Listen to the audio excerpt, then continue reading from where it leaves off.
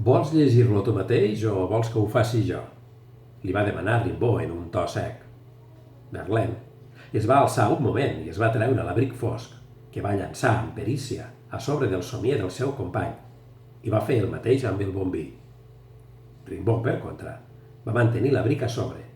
Tenia fred i es va descobrir el cap. Se li va fer un nus a la gola quan anava a llegir el primer vers i va fer un parell de rogalls per alliberar-se'n. I començà la lectura, amb un Verlaine absolutament entregat a la poesia de l'amic. Si hi havia alguna cosa al món que podia temperar Paul Verlaine, era la poesia. Quan Rimbaud va pronunciar la darrera paraula de l'últim vers, es va fer un silenci de segons que va esberlar el bramul tronador d'un llampec que va caure molt a prop de l'hotel des Etranges. I tot seguit es van començar a sentir les gotes de la pluja sobre el sostre i els vitralls de la balaustrada. Verlaine semblava commogut. No havia reaccionat amb un esclat d'eufòria i felicitacions cap al jove talentós de Charleville, com era habitual.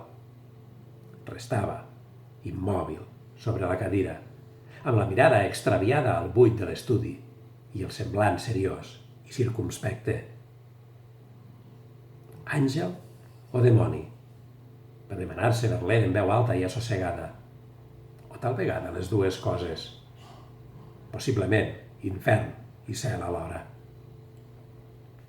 Va guardar silenci i uns segons més, i llavors felicitar l'amic.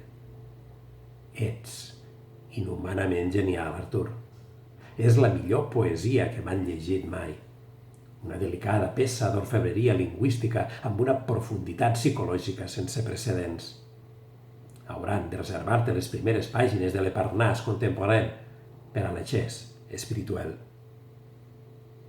Rimbaud no semblava afalagat per les floretes de l'amic, d'altra banda, sinceres. S'havia dirigit cap a la balaustrada per veure com plovia i va contemplar amb esglai que el llamp havia caigut sobre un edifici de 2 plantes de la rue Racine i que havia provocat un petit incendi que, per fortuna, la pluja s'encarregaria de sufocar.